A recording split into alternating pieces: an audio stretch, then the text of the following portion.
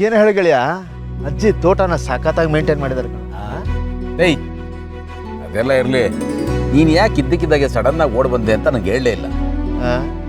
ಅದಕ್ಕೇನು ಕರ್ಕೊಂಡ್ ಬಂದ್ಬಿಟ್ಟಲ್ಲಪ್ಪ ಸೆಕೆಂಡ್ ಹನಿಮೂನ್ಗೆ, ಅದಕ್ಕೆ ನಾನು ಅಪ್ಪಣ್ಣನ ಕರ್ಕೊಂಡ್ ಬಂದಿದ್ದು.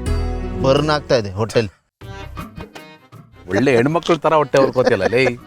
ಈ ಥರ ಜಲಸಿ ಪಡೋದಕ್ಕೆ ಪೇಟೆಂಟ್ ರೈಟ್ ಹೋಲ್ಡರ್ ಕಣ ನೀನು. ಇದೊಂದೇ ಅಲ್ಲ, ಎಲ್ಲ ವಿಷಯದಲ್ಲೂ ಪೇಟೆಂಟ್ ಅವ್ರ ಹತ್ರನೇ ಇರುತ್ತಪ್ಪ. ನಾ ಬರೀ ಫ್ರಾಂಚೈಸಿ ಹೋಲ್ಡರ್ಸ್ ಅಷ್ಟೇನೆ. ಏನು ಪುಣ್ಯ ಅಂತ ಬಿಡು, ಅದಕ್ಕೆ ಆ ಥರ ಇಲ್ಲ, ಒಳ್ಳೆಯವ್ರು ಸಿಕ್ಬಿಟ್ಟಿದ್ದಾರೆ.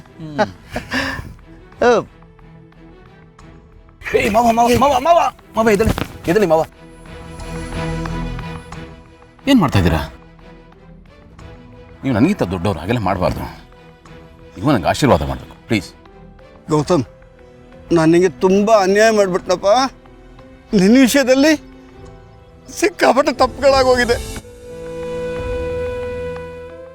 ಮಾಡಬಾರ್ದು ಪಾಪ ಎಲ್ಲ ಮಾಡಿಬಿಟ್ಟೆ ಗೌತಮ್. ಅದಕ್ಕೆ ಕ್ಷಮೆ ಅನ್ನೋದೇ ಇಲ್ಲ. ಗೌತಮ್, ನನ್ನಿಂದ ನೀನು ಎಷ್ಟು ನೋವು ಅನುಭವಿಸಿದೆ ಅಂತ ನನಗೆ ಗೊತ್ತು.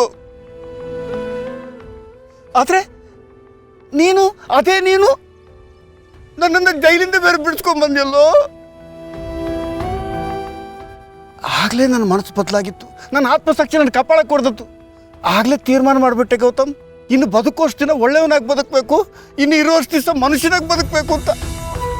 ನಾನು ಆನಂದಪುರ ಹತ್ರ ಹೇಳಿದೆ. ಅದಕ್ಕೆ ಅವ್ನು ಹೇಳ್ದೆ, ಒಂದು ಒಳ್ಳೆ ದಿನ ನೋಡಿ ನಿನ್ನ ಮೀಟ್ ಮಾಡಿಸ್ತೀನಿ ಅಂತ. ಗೌತಮ್, ಆ ದಿವಸ ಇವತ್ತು ಬಂದೇ ಬಿಡ್ತಲ್ಲ. ನನ್ನ ಕ್ಷಮಿಸ್ತೀಯಲ್ಲ? ಮಾವ ನೋಡಿ, ಆಗಿದ್ದಾಗೋಯ್ತು. ನಾವು ಹಿಂದೆ ನಡೆದಿದ್ದನ್ನು ಹಿಡ್ಕೊಂಡು ಕೂತ್ಕೊಂಡ್ರೆ ಮುಂದಕ್ಕೆ ಹೆಜ್ಜೆ ಇಡೋಕ್ಕಾಗಲ್ಲ. ನೀವು ತಪ್ಪು ಮಾಡಿದ್ರಿ ನಿಜ, ಅದನ್ನು ಒಪ್ಕೊಂಡಿದ್ದೀರಾ. ನೋಡಿ, ಪಶ್ಚಾತ್ತಾಪಕ್ಕಿಂತ ಬೇರೆ ಶಿಕ್ಷೆ ಇಲ್ಲ, ಇನ್ನೊಂದು ಗಿಲ್ಟ್ ಇಲ್ಲ. ನೀವು ಪ್ರಾಯಶ್ಚಿತ್ತ ಬೇರೆ ಮಾಡ್ಕೊಂಡಿದ್ದೀರಾ. ಇನ್ನೇನಿದೆ ಹೇಳಿ, ಬದಲಾಗಿದ್ದೀರಾ. ನನಗೆ ಬಹಳ ಖುಷಿ ಆಯಿತು.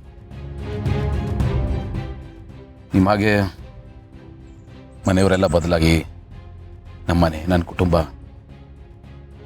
ಮೊದಲಿನ ಥರ ಇದ್ದಿದ್ರೆ ಎಷ್ಟು ಚೆನ್ನಾಗಿರೋದು. ಗೌತಮ್, ನನ್ನ ನಿಜವಾಗ್ಲೂ ಕ್ಷಮಿಸಿದೆಯಲ್ಲ? ನಾನು ಆಗಲೇ ಹೇಳಿದ್ನಲ್ಲ, ಪಶ್ಚಾತ್ತಾಪಕ್ಕಿಂತ ದೊಡ್ಡ ಪರಿಹಾರ ನಾನು ಯಾರು ಕ್ಷಮಿಸೋದಕ್ಕೆ. ನೀವು ನನಗೆ ಆಶೀರ್ವಾದ ಮಾಡಬೇಕು. ನೀನು ಕಾಲಿಗೆ ಬೀಳಬಾರ್ದು. ನೀನು ವಯಸ್ಸಲ್ಲಿ ಮಾತ್ರ ಚಿಕ್ಕವನು ಕಣಪ್ಪ, ಮನಸ್ಸಲ್ಲಿ ನನಗಿಂತ 1000 ಪಟ್ಟು ದೊಡ್ಡವನು. ಕಾಲಿಗೆ ಬೀಳಬಾರ್ದು.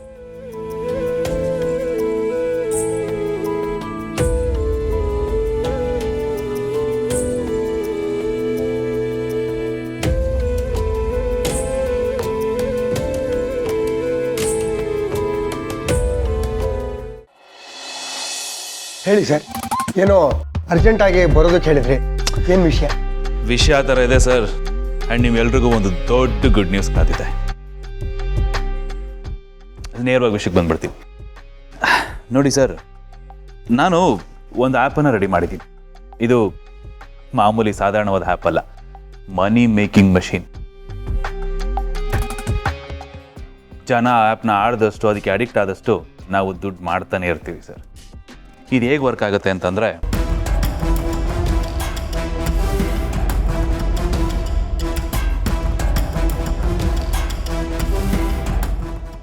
ಇದು ಈ ಆ್ಯಪ್ನ ಬ್ರೀಫ್ ಎಕ್ಸ್ಪ್ಲನೇಷನ್. ಶುರುಲಿ ನಾವು ಇದಕ್ಕೆ ಸ್ವಲ್ಪ ಇನ್ವೆಸ್ಟ್ ಮಾಡಬೇಕಾಗತ್ತೆ. ಯಾಕೆಂದರೆ ಜನರನ್ನ ಫಸ್ಟು ನಾವು ಗೆಲ್ಲಿಸ್ಬೇಕು.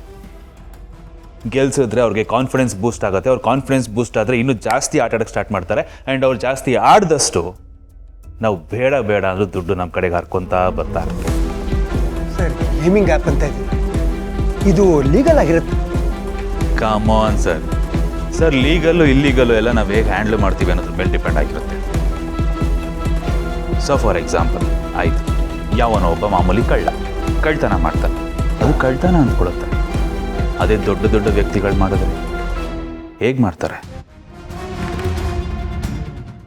ದೊಡ್ಡ ದೊಡ್ಡ ವ್ಯಕ್ತಿಗಳು ಈ ಥರ ದೊಡ್ಡ ಪ್ರಾಜೆಕ್ಟ್ ಮಾಡಿ ದೊಡ್ಡದಾಗಿ ದುಡ್ಡು ಮಾಡ್ತಾರೆ ಸರ್. ಡೀಲ್ ಅನ್ಸ್ಕೊಳತ್ತೆ, ಕಮಿಷನ್ ಅನ್ಸ್ಕೊಳತ್ತೆ. ಇದೆಲ್ಲ part of the system sir, ನಿಮಗೆ ಗೊತ್ತಿಲ್ಲದೆ ಇರೋದಾ? ಆ್ಯಂಡ್ ಮನಿ ಲಾಂಡರ್ ಮಾಡೋದಕ್ಕೂ ನಾನು ಆಗಲೇ ಒಂದು ಸೂಪರ್ ಐಡಿಯಾ ರೆಡಿ ಮಾಡಿಟ್ಟಿದ್ದೀನಿ. ಸಿಂಪಲ್ ಸರ್, ಫಾರಿನ್ನಲ್ಲಿ ಒಂದು ಫೇಕ್ ಕಂಪ್ನಿ ಓಪನ್ ಮಾಡೋದು.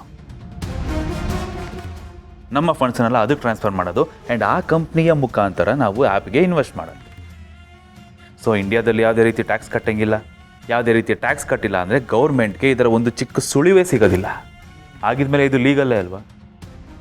ಒಂದು ವೇಳೆ ನೀವು ಹೇಳೋ ಪ್ರಕಾರ ಏನಾದರೂ ನಾವು ತಗಲಾಕೊಂಡು ಗೌರ್ಮೆಂಟು ಈ ಆ್ಯಪನ್ನು ಬ್ಯಾನ್ ಮಾಡ್ಬೋದು, ಕ್ಯಾನ್ಸಲ್ ಮಾಡ್ಬೋದು, ಬಟ್ ಸ್ಟಿಲ್ ನಮಗಾಗೋದು ಝೀರೋ ಲಾಸ್. ನಾವು 1 ರೂಪಾಯಿನೂ ಇದರಲ್ಲಿ ನಾವು ಕಳ್ಕೊಳ್ಳಲ್ಲ. ಯಾಕೆ ಹೇಳಿ? ನಮ್ಮ ದುಡ್ಡೆಲ್ಲ ಫಾರಿನ್ ಅಕೌಂಟಲ್ಲಿ ಸೇಫ್ ಆಗಿರುತ್ತಲ್ಲ.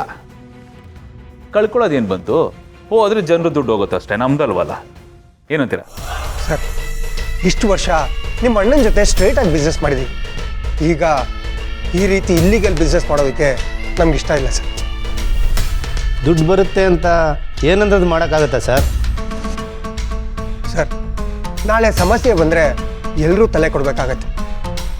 ಆಮೇಲೆ ಫ್ಯಾಮಿಲಿ ಸಮೇತ ತಲೆ ಎತ್ಕೊಂಡು ಓಡಾಡೋಕ್ಕಾಗೋದಿಲ್ಲ. ಆವಾಗ ದುಡ್ಡು ಇಟ್ಕೊಂಡು ಏನು ಮಾಡೋಣ ಸರ್? ಇವತ್ತು CBI ED ಎಲ್ಲ ತುಂಬ ಸ್ಟ್ರಾಂಗ್ ಆಗಿದೆ. ಜೊತೆಗೆ ಸಿಸ್ಟಮ್ ಕೂಡ ತುಂಬ ಟೈಟ್ ಇದೆ. ಇದೆಲ್ಲ ಗೊತ್ತಿದ್ದು ನಾವು ಇನ್ವೆಸ್ಟ್ ಮಾಡೋದಕ್ಕೆ ರೆಡಿ ಇಲ್ಲ. So we are sorry sir. ನೀವು ಬೇರೆ ಯಾರನ್ನಾದ್ರೂ ನೋಡ್ಕೋಬೋದು.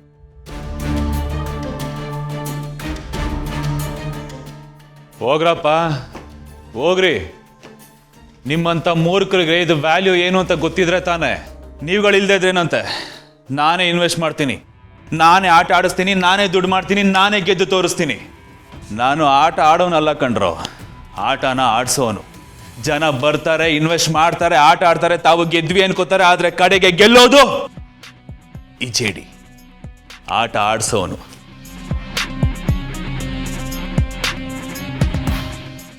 ಕಡೆಗೊಂದು ದಿನ ಗೆದ್ದಾಗ ನೀವುಗಳೇ ವಾಪಸ್ ಬಂದು ನನ್ನ ಹತ್ರ ಲೈನಾಗಿ ನಿಂತ್ಕೋತೀರ ಕೈ ಕಟ್ಕೊಂಡು. ಬರಬೇಕು, ಬರೋ ಹಾಗೆ ಮಾಡ್ತೀನಿ.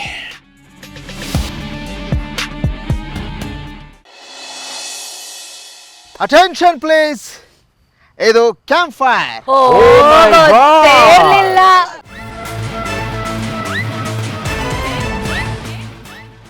ಆಯ್ತು ಆಯ್ತು, ಇನ್ನು ಇವಾಗ ತಾನೇ ಮಾಡಿ ಶುರು ಮಾಡಿದ್ದೀನಿ, ಆಗ್ಲೇ ಕಾಲು ಎಳಿಬೇಕಾ? ನೋಡಿ, ಅಪರೂಪಕ್ಕೆ ನಾವೆಲ್ಲ ಒಟ್ಟಿಗೆ ಸೇರಿದ್ದೀವಿ. ನಾವೆಲ್ಲರೂ ಖುಷಿಯಾಗಿರ್ಬೇಕು ಇವಾಗ. ಸುನಿಲ, ಏನ ಹಿಂಗೆ ಕೈ ಕಟ್ಕೊಂಡು ಕೂತಿದ್ಯಾ? ನೋಡಪ್ಪ, ಇದು ಧ್ಯಾನ ಮಾಡುವ ಸಮಯ ಅಲ್ಲ, ಶೋಕಾಚರಣೆ ಸಮಯ ಅಲ್ಲ, ಸಂಭ್ರಮಾಚರಣೆ ಕಣೋ. ಸದ್ದು, ಗದ್ದಲ, ಜೋಶು, ಎಂಟರ್ಟೈನ್ಮೆಂಟ್ ಅದಿದ್ರನ್ನೇ ಕಣೋ ಮಜಾ. ಅದು ಹಾಗೆ ಬರುತ್ತಾ? ಟಾನಿಗೆ ಬಿಟ್ಕೊಂಡ್ರೆ ಬರೋದು. ಅಂದರೆ ಜ್ಯೂಸ್